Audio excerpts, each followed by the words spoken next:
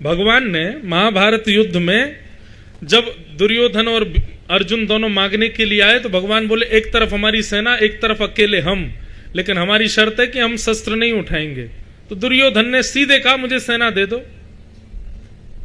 बिना शस्त्र के एक योद्धा को ले जाने से क्या फायदा? केवल आप खाने के लिए जा रहे हो क्या महाभारत युद्ध में, या दिन रात आरती करवाने जा रहे हो, सुख संपत्ति घर आवे जय जगदीश हरे? ठाकुर जी बोले भैया ये बात तो हमारी पक्की है, हम शस्त्र नहीं उठाएंगे। और ये बात आप सब में घोषणा कर देना कि द्वारिकाधीश कृष्ण जिस पक्ष में जाएंगे शस्त्र नहीं उठाएंगे। दुर्योधन सेना लेकर के चला गया। जब दुर्योधन लौट करके आया तब भीष्म पितामह ने उससे पूछा, ये दुर्योधन तू सेना लेकर के आया, कृष्ण नहीं आए हमारे पक्ष में? दुर्योधन बोला अरे उनको लाके फायदा भी क्या था, उन्होंने तो प्रतिज्ञा ली है कि वो शस्त्र नहीं उठाएंगे।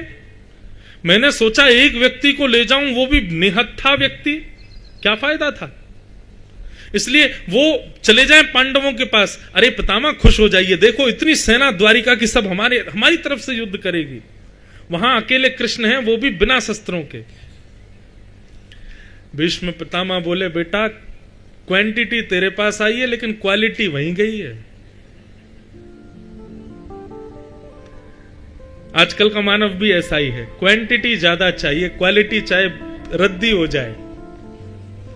लेकिन पांडवों के पास भले ही क्वांटिटी नहीं थी, एक ही थी, लेकिन क्वालिटी थी, श्री कृष्ण थे। इसलिए कम लो लेकिन क्वालिटी देख करके लो। यह बात हर चीज में लागू है, भक्ति में भी लागू है। भीष्म पितामह बोले लेकिन अब आनंद आएगा, यदि वे प्रतिज्ञाबद्ध हैं तो मैं भी प्रतिज्ञा धारण करता हूं। वासुदेव कर चक्र न धरहि तो तुमको मुख न दिखाऊं, लाजत है मेरी गंगा जननी में शंतनु सुत न कहाऊं। यदि महाभारत युद्ध में श्री कृष्ण ने शस्त्र धारण नहीं किया तो मेरे प्राण जब निकलेंगे तो मेरा शव उल्टा गिरेगा, किसी को अपना मुख नहीं दिखाऊंगा मैं। और मेरे नाम के आगे से शंतनु सुत गंगा पुत्र ये नाम हटा दीजिएगा। मैं घोषणा करके कहता हूं यदि मैंने वासुदेव कृष्ण के हाथों में शस्त्र धारण नहीं करवाए तो। महाराज प्रतिज्ञा ले ली भीष्म पितामह ने। अब महाभारत युद्ध प्रारंभ हुआ। 5 दिन तक तो भीष्म पितामह पीछे खड़े रहे, धनुष बाण उठाए ही नहीं उन्होंने, केवल ठाकुर जी का दर्शन कर रहे थे, कैसे रथ को इधर ले जाते हैं कभी उधर ले जाते हैं। यहां पे भीष्म पितामह ने वर्णन किया है। भीष्म पितामह कहते हैं मैं युद्ध थोड़ी कर रहा था। भगवान ने पूछा कि तुम पांडवों के पक्ष में क्यों नहीं रहे, तुम कौरवों के पक्ष में क्यों गए? तो भीष्म पितामह कहते हैं बोले प्रभु पांडवों के पक्ष में आता तो या तो आपके दाएं खड़ा होता या बाएं खड़ा होता, और दाएं बाएं से केवल आपका आधा आधा अंग दिखता, मुझे तो पूरा देखना था, इसलिए मैं सामने खड़ा हुआ, इसलिए मैं कौरवों के पक्ष में गया ताकि आप मुझे पूरे दिख सको। तो भीष्म पितामह युद्ध थोड़ी कर रहे हैं, वो तो केवल ठाकुर जी का रूप देख रहे थे, वो ठाकुर जी की चतुराई देख रहे थे। ये रथ कैसे दौड़ाते हैं, ये कैसे कोई धनुष बाण से बाण निकलता है, कैसे अर्जुन को बचा लेते हैं, ये सब देख रहे थे भीष्म पितामह।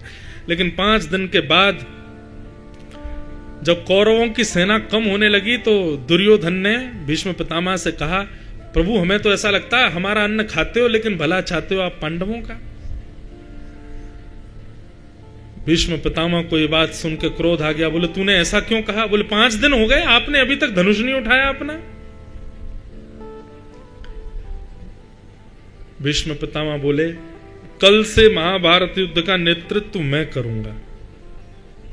और सुन ये बात तूने जो कही है ना, हमारा अन्न खाते हो भला चाहते हो उनका, तेरे को मरने का बहुत डर लग रहा है ना, तुझे ऐसा लगता है कि तू हार जाएगा, तू मर जाएगा।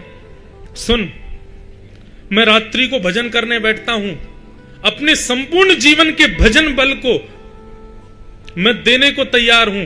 अर्धरात्रि में अपनी पत्नी को कहना आकर के मुझे प्रणाम करे, मैं दोनों बर्द हस्त रख करके अपने संपूर्ण जीवन का बल दे दूंगा, अखंड सौभाग्यवती भव का आशीर्वाद दे दूंगा, नहीं मरेगा तू, और किसी में सामर्थ्य नहीं, ब्रह्मा भी आकर के तुझे हरा नहीं सकते।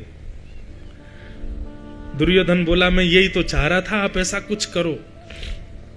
अब तो दुर्योधन इतना निष्फिक्र हो गया, उसको ये बात पता थी कि अब रात्रि में मेरी पत्नी को अखंड सौभाग्यवती का आशीर्वाद मिलेगा, और फिर तो चाहे मैं लेटे लेटे धनुष बाण चलाऊं फिर भी मरूंगा तो हूं नहीं। लेकिन बात चल रही थी भीष्म पितामह और दुर्योधन के बीच, लेकिन कान खड़े हो गए श्री कृष्ण के। बोले अच्छा, हमारे रहते हुए ये हो जाए, ये संभव नहीं है।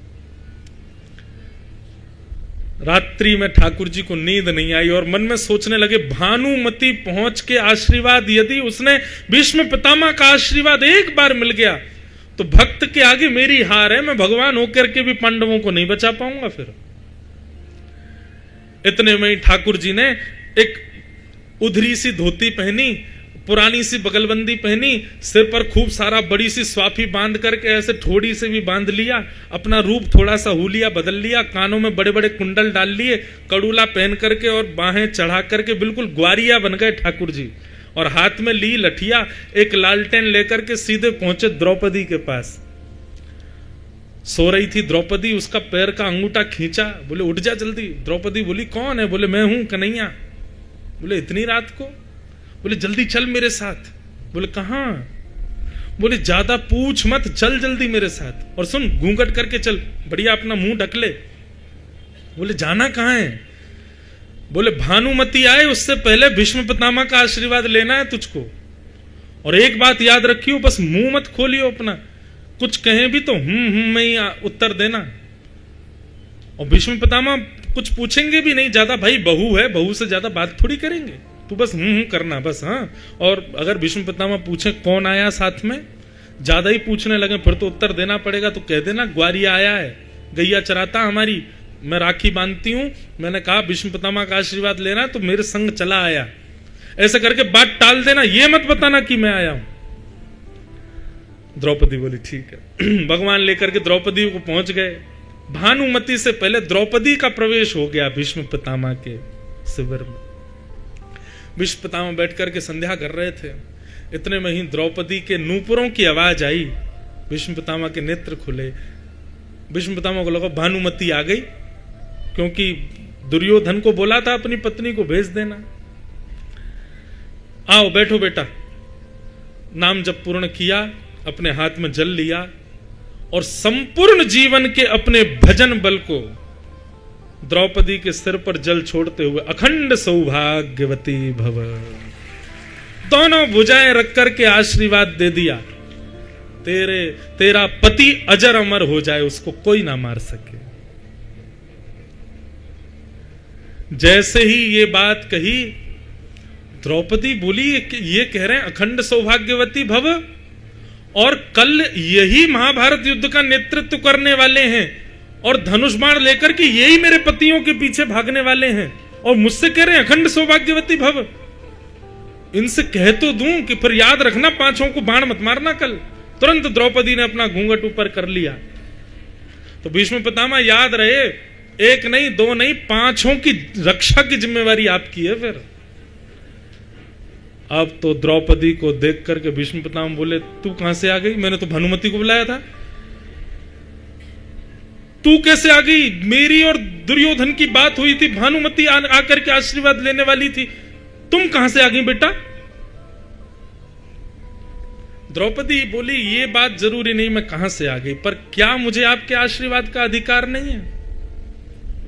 भीष्म पितामह के नेत्र सजल हो गए। बोले होना तो वही है जो लिखा है, मुझे भी संकेत तो होता था।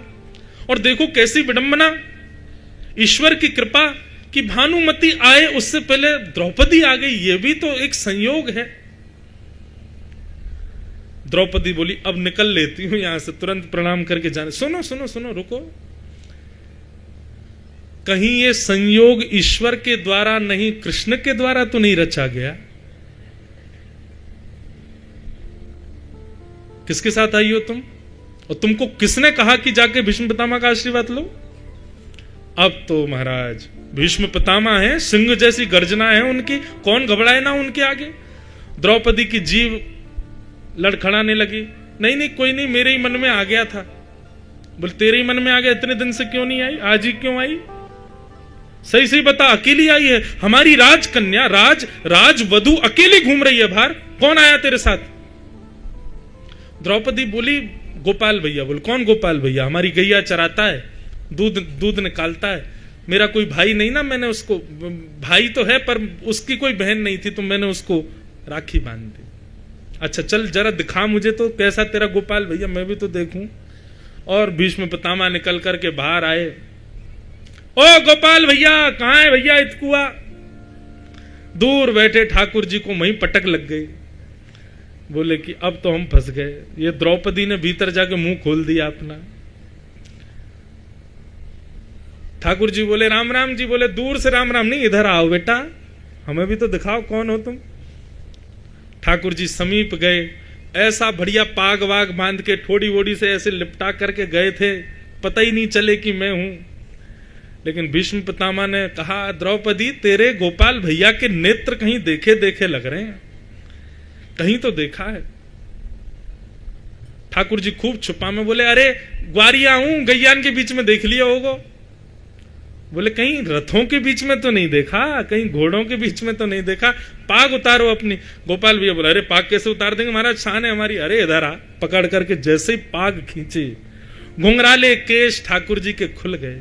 जो मोरपीछ छिपा हुआ था भीतर वो मानो जैसे धीरे से खड़ा हो गया। ऐसा सुंदर रूप ठाकुर जी का। चंद्रमा था तो अमावस्या का, लेकिन मन में सोचने लगा इतने सुंदर श्याम सुंदर और हम फोकस ना डालें। तुरंत पूर्णिमा का चंद्रमा प्रकट हो गया। ठाकुर जी का रूप भीष्म पितामह के सामने आनंदित हो गए। भीष्म पितामह के नेत्र लाल पड़ गए, लेकिन मंद मंद मुस्कुरा रहे हैं। वारे कन्हैया,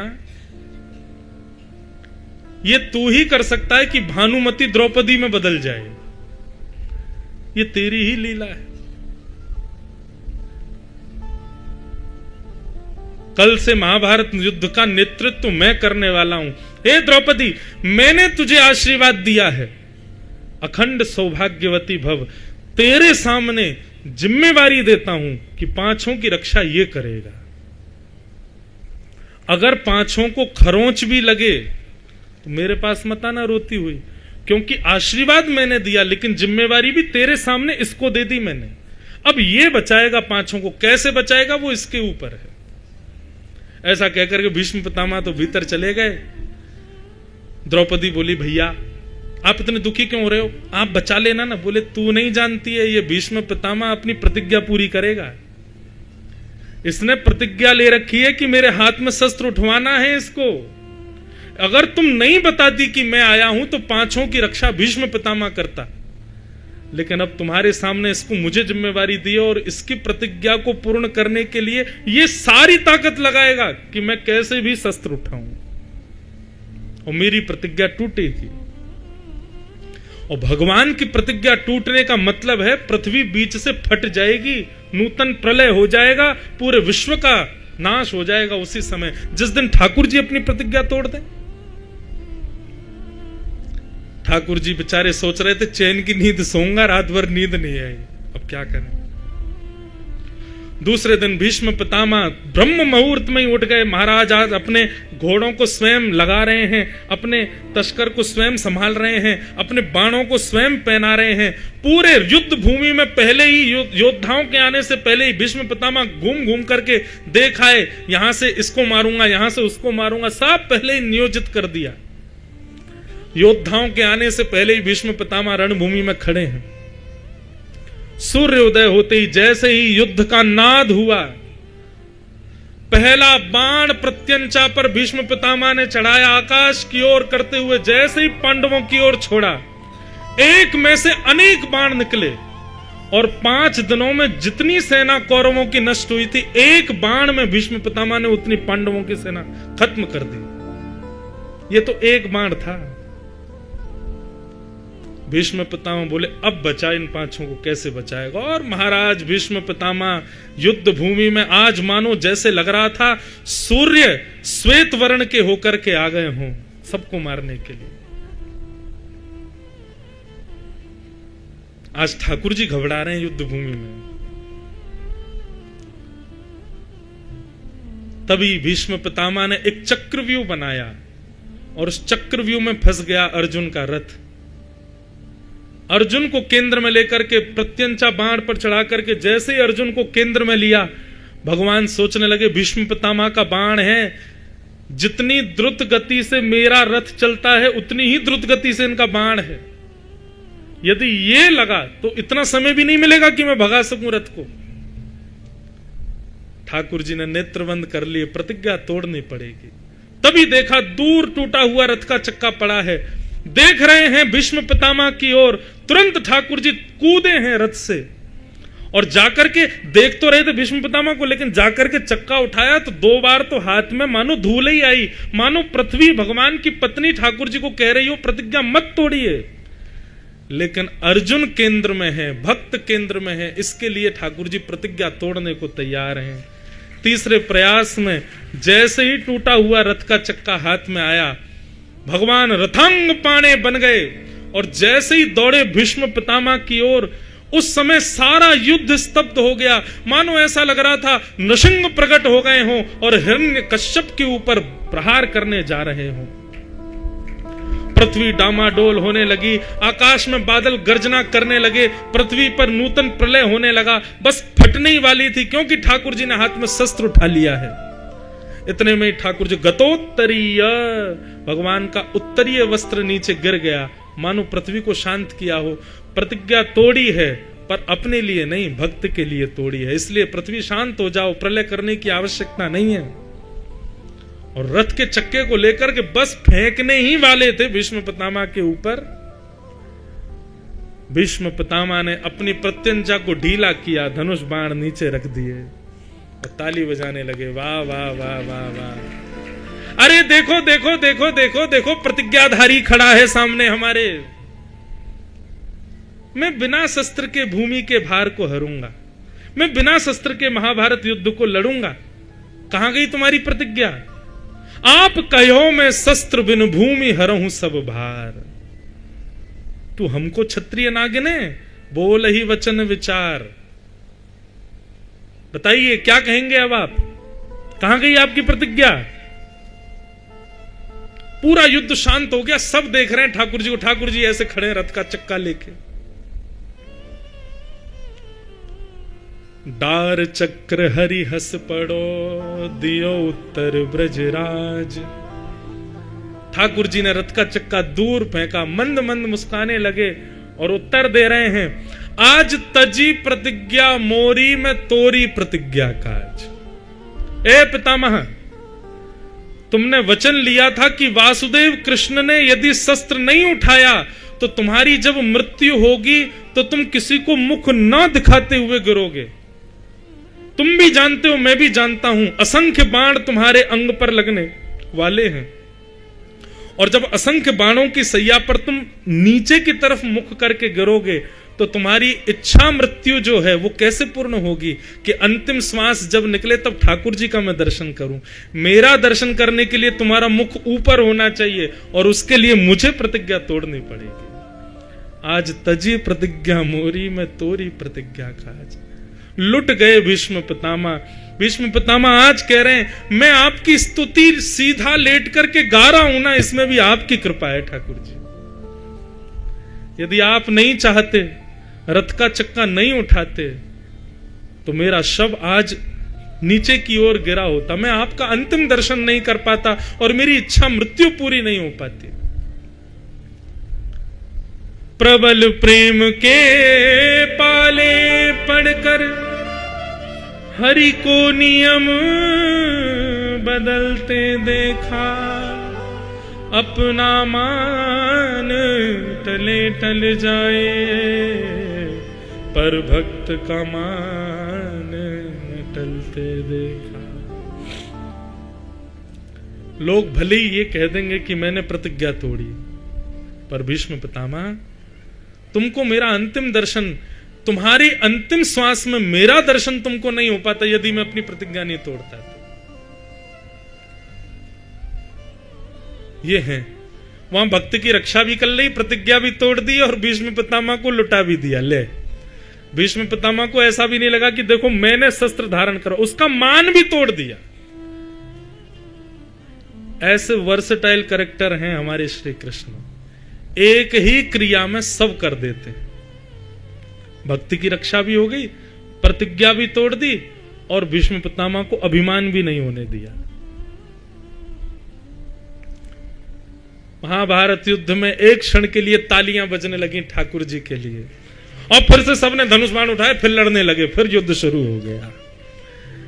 ऐसे भीष्म पितामह आज ठाकुर जी के चरणों में वंदन करते हैं और ब्रज को याद करते हुए उत्तरायण के सूर्य जैसे ही हुए भीष्म पितामह के मुख से दिव्य ज्योति निकली और भगवान में जाकर के विलीन हो गई। बोलो भक्त वत्सल भगवान की।